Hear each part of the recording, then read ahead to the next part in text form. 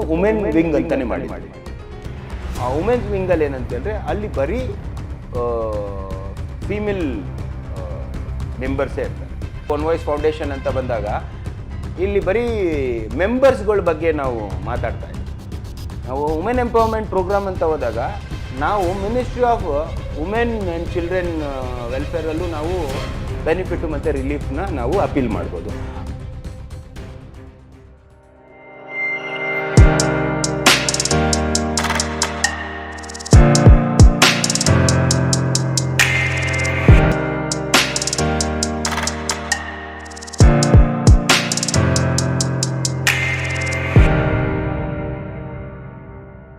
Okay, ನೀವು ಮಾತಾಡ್ತಿರೋದು common breeder ಆಗಿರ್ಬೋದು, ಪೆಟ್ ಶಾಪ್ ಆಗಿರ್ಬೋದು. ಇದರಲ್ಲಿ ಒಂದು 10% ಜನ ಬಂದು ಹೆಂಗಸರಾಗಿರ್ತಾರೆ.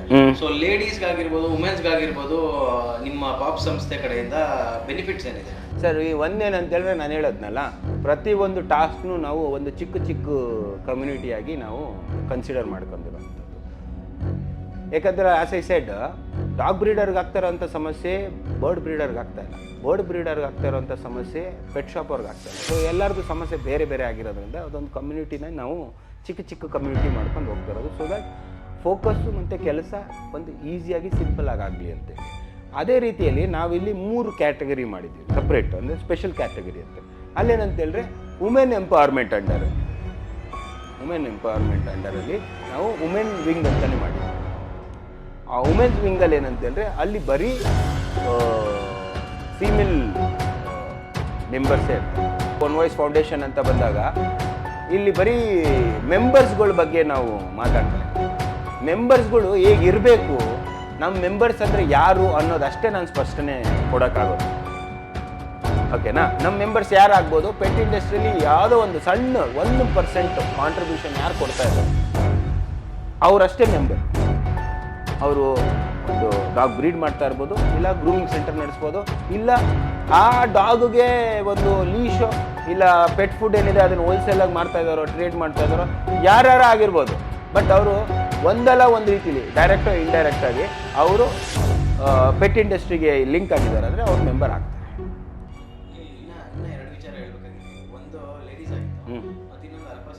ಹಾಂ, ವುಮೆನ್ಸ್ ಗ್ರೂಪ್ ಅಂತ ಬರ್ತದೆ. ವುಮೆನ್ಸ್ ಗ್ರೂಪಲ್ಲಿ ಏನಂತ ಹೇಳಿದ್ರೆ ಅಲ್ಲಿರೋರೆಲ್ಲರೂ ವುಮೆನ್ ಎಂಟರ್ಪ್ರನರ್ಸೇ ಇರ್ತಾರೆ. ಅದು ವುಮೆನ್ ಎಂಪವರ್ಮೆಂಟ್ ಕಮ್ಯುನಿಟಿ ಅಂತಲೇ ಆಗಿರುತ್ತೆ. ಅದರಲ್ಲಿ ಮೆಂಬರ್ಸ್ ಎಲ್ಲನೂ ಅದೇ ಡಾಗ್ ಬ್ರೀಡರ್ಸು, ಮತ್ತು ಕೆನಲ್ ಓನರ್ಸು, ಗ್ರೂಮಿಂಗ್ ಮಾಡ್ತಾ ಇರೋವಂಥದ್ದು, ಅದಾದಮೇಲೆ ಪೆಟ್ ಶಾಪು, ಇವರೆಲ್ಲ ಯಾರೆಲ್ಲ ಫೀಮೇಲ್ ಇದ್ದಾರೆ ಅವರೆಲ್ಲ ವುಮೆನ್ ಮೆಂಬರ್ಸ್ ವಿಂಗಲ್ಲಿ ಇರ್ತಾರೆ. ಅದರಲ್ಲಿ ಕೋಆರ್ಡಿನೇಟರು ವುಮೆನ್ನೇ ಆಗಿರ್ತಾರೆ, ಚೀಫ್ ಕೋಆರ್ಡಿನೇಟರು ವುಮೆನ್ನೇ ಆಗಿರ್ತಾರೆ, ಆ್ಯಂಡ್ ಲೀಡರು ವುಮೆನ್ನೇ ಆಗಿರ್ತಾರೆ. ಸೊ ಅವ್ರದ್ದೇ ಆದ ಒಂದು ಸಪ್ರೇಟ್ ಮೀಟಿಂಗ್, ಅವ್ರದ್ದೇ ಆದ ಒಂದು ಕನ್ಸರ್ನಲ್ಲಿ ಅದು ಆಗ್ತದೆ.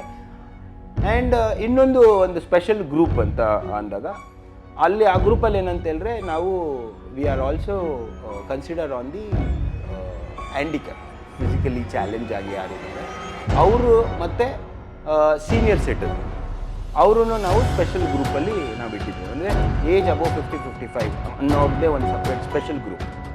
And people who are physically disabled ಅವ್ರನ್ನ ಒಂದು ಸ್ಪೆಷಲ್ ಗ್ರೂಪ್. ಸೊ ಯಾಕಂತ ಈ ಸ್ಪೆಷಲ್ ಗ್ರೂಪ್ ಯಾಕೆ, ಆಮೇಲೆ ಇನ್ನೊಂದು ಮೈನಾರಿಟಿಗೆ ಅಂತಲೇ ನಾವು ಒಂದು ಸಪ್ರೇಟ್ ಗ್ರೂಪ್ ಇಟ್ಟಿದ್ದೀವಿ.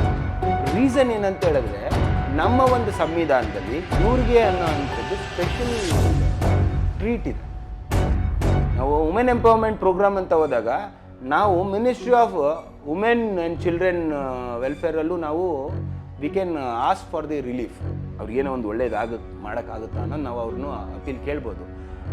ಅದೇ ರೀತಿಯಲ್ಲಿ ನೀವು ಫಿಸಿಕಲಿ ಚಾಲೆಂಜ್ ಆಗಿರೋಂಥವ್ರು ಮತ್ತು ಸೀನಿಯರ್ ಸಿಟಿಸನ್ ಏನಂದರೆ ನಾವು ಆ ಪರ್ಟಿಕ್ಯುಲರ್ ಡಿಪಾರ್ಟ್ಮೆಂಟ್ಗೆ ಇಲ್ಲ ಮಿನಿಸ್ಟ್ರಿಗೆ ಹೋಗಿ ನಾವು ಅವ್ರಿಗೆ ಒತ್ತು ಕೊಟ್ಟು ನಾವು ಒಂದಷ್ಟು ಬೆನಿಫಿಟ್ಟು ಮತ್ತು ರಿಲೀಫ್ನ ನಾವು ಅಪೀಲ್ ಮಾಡ್ಬೋದು.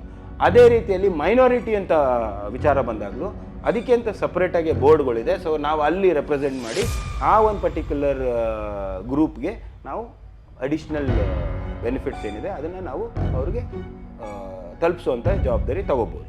ಸೊ ಈ ಒಂದು 3 special group pop one voice foundation ಇದೆ.